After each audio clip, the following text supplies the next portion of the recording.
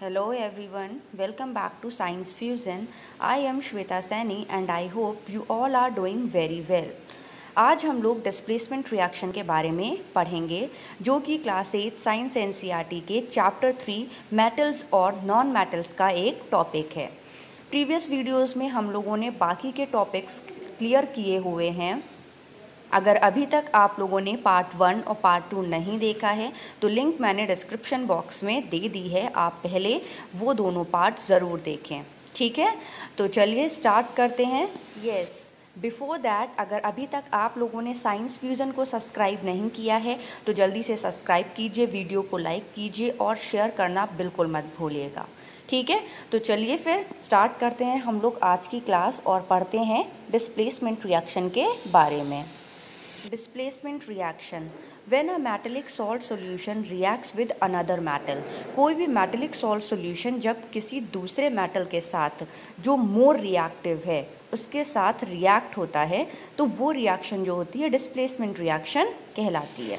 ठीक है, रिएक्शन के जो प्रोडक्ट्स होते हैं उसमें जो मोर रिएक्टिव मेटल होता है वो लेस रिएक्टिव मेटल को डिस्प्लेस करता है। ठीक है, सिंपल लैंग्वेज में इसमें क्या होता है, both metals and non metals दोनों ही पार्टिसिपेट कर सकते हैं, दोनों पार्ट्स लेते हैं। ठीक है, a metal placed higher in activity series, जो एक्टिविटी सीरीज है उसमें जो मेटल हायर प्लेस पे प्लेस्ड है वो जो लोअर पोजीशन पे प्लेस है उसको डिस्प्लेस करता है। ठीक है, तो यही डिस्प्लेसमेंट रिएक्शन होती है और जो एक्टिविटी सीरीज है वो हम लोग अभी आगे फर्दर डिस्कस करेंगे। A metal placed higher in the activity series can displace the metal that occupies a lower position from the aqueous solution of its salt. Okay, तो चलिए जल्दी से हम लोग पहले एक्टिविटी सीरीज़ चेक कर लेते हैं, उसके बाद एग्जाम्पल्स के थ्रू डिस्प्लेसमेंट रिएक्शन को समझेंगे। तो ये है हमारी एक्टिविटी सीरीज़ जिसमें एक साइड मेटल है और दूसरी तरफ उनके सिंबल्स हैं, और ये मेटल जो हैं ये रिएक्टिविटी जो है उनकी वो डाउनवर्ड शो हो रही है। ऊपर वाले जो मेटल्स हैं वो मोस्ट रिएक्टिव मेटल हैं और जो नीचे हैं वो लीस्ट रिएक्टिव मेटल हैं। ठीक है, ये उनकी एक्टिविटी सीरीज़ है। सबसे पहले है पोटेशियम, फिर है sodium, barium, calcium, magnesium, aluminium, zinc, iron. अच्छा, ये सारे जितने भी मेटल्स हैं ये ऊपर से नीचे की तरफ जैसे आ रहे हैं इनकी जो रिएक्टिविटी है वो भी कम होती जा रही है। ठीक है, हाइड्रोजन से उससे कम कॉपर, कॉपर से कम मर्क्यूरी, मर्क्यूरी से कम सिल्वर, सिल्वर से कम गोल्ड, इस तरीके से। ठीक है, तो ये सीरीज़ आप लोगों को अपने माइंड में रखनी है जब भी हम लोग रिएक्शन को सॉल्व करेंगे या रिएक्शन करेंगे। ठीक है, क्योंकि हमें रिएक्टिविटी पता होनी चाहिए किसकी कम है और किसकी ज़्यादा है, कौन सा मेटल किसे डिस्प्लेस करेगा किसे नहीं करेगा। ठीक है, तो ये आपके माइंड में पूरी सीरीज़ होनी चाहिए। चलिए फिर आगे बढ़ते हैं और सॉल्व करते हैं अपनी एक रिएक्शन। एग्जाम्पल देख लेते हैं। Iron which is placed higher in the activity series then copper reacts with copper sulfate solution. Copper however does not react with iron sulfate as it is less reactive than iron. copper जो है वो iron से less reactive है क्योंकि जो copper है वो नीचे है और iron जो है वो copper से ऊपर है, तो iron जो है वो more reactive हुआ। Metals placed higher in the activity series are more reactive than those metals placed below, जैसे कि अभी हम लोगों ने देखा ही है। तो CuSO4 कॉपर सल्फेट की रिएक्शन आयरन के साथ हो रही है तो हमें क्या मिल रहा है, आयरन सल्फेट मिल रहा है, FeSO4 और कॉपर। मतलब कॉपर से जो है वो आयरन जो है वो कॉपर को क्या कर ले रहा है, डिस्प्लेस कर ले रहा है, क्योंकि आयरन जो है वो मोर रिएक्टिव है।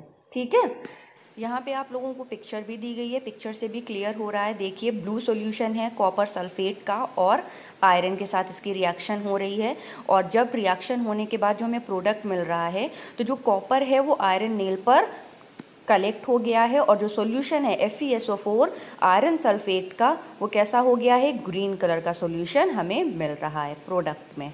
ठीक है, तो ये रिएक्शन आप लोगों को आई होप क्लियर हो गई होगी। चलिए दूसरी रिएक्शन भी हम लोग देख लेते हैं।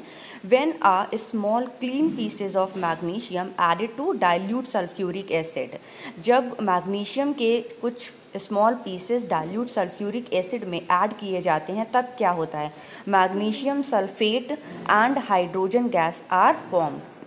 मतलब जो है वो मैग्नीशियम जो है वो हाइड्रोजन को क्या कर ले रहा है, डिस्प्लेस कर दे रहा है। मैग्नीशियम प्लस सल्फ्यूरिक एसिड जो रिएक्टेंट है हमारे प्रोडक्ट में, हमें क्या मिल रहा है, मैग्नीशियम सल्फेट, और हाइड्रोजन गैस सेपरेट हो गई है, अलग हो गई है।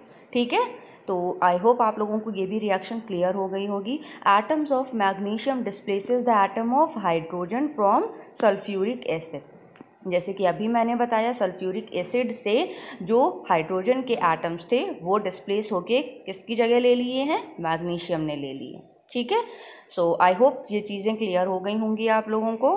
सो this is the last topic of this chapter and we end up now. अब हम लोग मिलेंगे अपने नेक्स्ट चैप्टर के साथ नेक्स्ट वीडियो में।